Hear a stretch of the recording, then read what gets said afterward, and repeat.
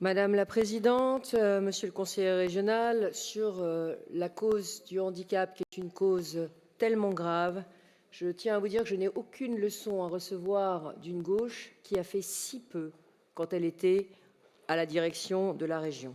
Parce que la réalité, c'est que nous investissons aujourd'hui sur le handicap chaque année plus de 150 millions d'euros, 150 millions d'euros par an, 50 millions de plus que lorsque vous étiez, Madame Malézé, aux responsabilités, 50% de plus que lorsque vous étiez en responsabilité. Lorsque vous dirigez la région, vous ne respectiez même pas la loi sur l'obligation d'emploi des travailleurs handicapés qui impose 6% de personnes en situation de handicap dans l'effectif des agents. Vous n'étiez qu'à 4%. C'est dire à quel point la cause du handicap vous importait.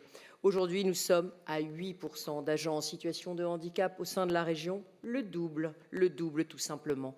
Sur les maisons départementales du handicap, vous n'avez jamais explicité ce sigle. Sur les maisons départementales du handicap, quelle mauvaise foi. Nous sommes la seule région de France qui a financé pendant plus de 10 ans les fonds de solidarité des MDPH, alors qu'il s'agit d'une compétence purement départementale. Mais Madame Malézé, avant de venir critiquer ceux qui ont payé pendant 10 ans, allez peut-être critiquer toutes les majorités de gauche que vous soutenez partout en France, toutes ces majorités de gauche dans les autres régions qui jamais n'ont donné un copec aux maisons départementales pour les aider. Commencez par balayer devant votre porte et vous serez un petit peu plus crédible dans votre critique. Aucune région de gauche n'a jamais financé les maisons départementales du handicap. C'est ça, la réalité française aujourd'hui. Alors, oui, nous sommes aujourd'hui dans une situation très contrainte et vous en profitez pour polémiquer de manière stérile. Pourquoi cette subvention ne nous a pas paru le moyen le plus efficace pour nous d'œuvrer pour la cause du handicap? Tout simplement, et je ne donnerai qu'un seul exemple, c'est que la mairie de Paris, la MDPH de la mairie de Paris, gérée par la gauche et vos amis, a 2,5 millions de trésorerie en caisse. Est-ce le rôle de la région d'aller alimenter la trésorerie de la MDPH de Paris, alors que la MDPH de Paris est tellement mal gérée qu'elle n'arrive pas à répondre aux besoins de tous ses ayants droit? Alors franchement, ne venez pas nous donner des leçons. Sur le désengagement de la région, s'agissant des établissements de formation de personnes en situation de handicap, il s'agit d'une totale fake news. Il s'agissait d'une initiative d'un de nos directeurs généraux. Notre vice-présidente Yasmine Camara a écrit à tous les centres de formation pour leur dire que ce n'était absolument pas envisagé par la région et que le budget serait sanctuarisé en 2026. Propager les fake news, ça vous ressemble tellement.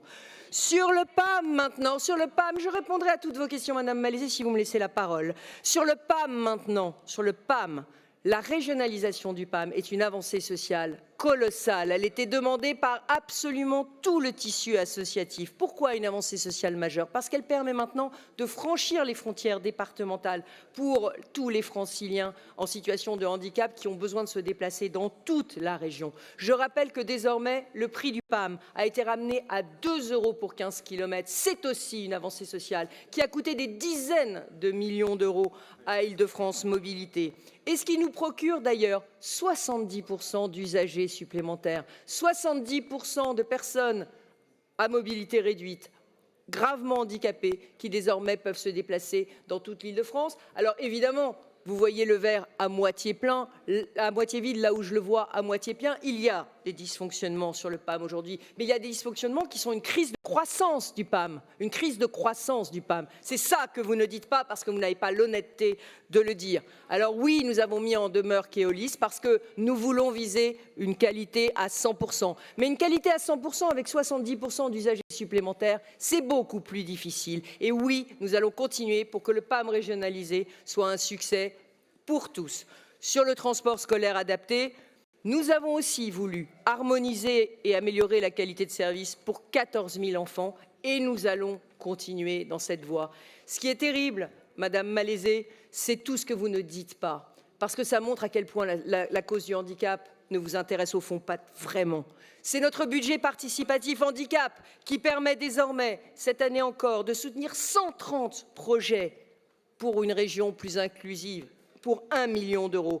C'est notre soutien à des projets innovants et d'envergure qui n'existent nulle part ailleurs, comme le campus Louis Braille à Paris pour 800 000 €, le campus Valentin Huy à Nanterre pour 1 million d'euros, le Prisme à Bobigny sur le handisport, la maison de l'autisme à Aubervilliers, la première maison de répit pour les aidants franciliens à Boulogne-Billancourt, mais aussi l'aide d'urgence que nous avons immédiatement débloquée pour reconstruire l'IME d'Hermont qui a été détruit par une tornade l'an dernier.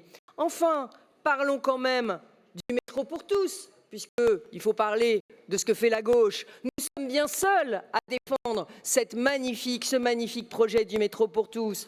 Ce magnifique projet du métro pour tous pour lequel nous n'avons pour le moment aucun euro de subside de la mairie de Paris. Alors espérons que ça change à Paris. Et puis, je le dis aussi, ces 300 gares supplémentaires que nous avons rendues accessibles en 10 ans, 5 fois plus de gares accessibles que sous Jean-Paul Huchon. Et je ne parlerai pas du PERCO, le PERCO, notre incubateur qui est réservé aux entrepreneurs en situation de handicap ou aux entrepreneurs de l'écosystème handicap, le PERCO qui est hébergé ici à la région Île-de-France, ni de la prime de 1 000 € supplémentaires, 2 000 € en tout que nous donnons à toutes les personnes en situation de handicap qui veulent être formées dans les métiers en tension. Alors je vais vous dire une chose à tous les deux. Vos attaques répétées sont un manque de respect total pour le travail titanesque accompli par mon délégué spécial Pierre Denisio depuis 10 ans. Alors je vais demander à tous ses collègues de se lever et de l'applaudir pour saluer tout le travail abattu pour rendre notre région inclusive et solidaire. S'il vous plaît, on se lève pour Pierre Denisio.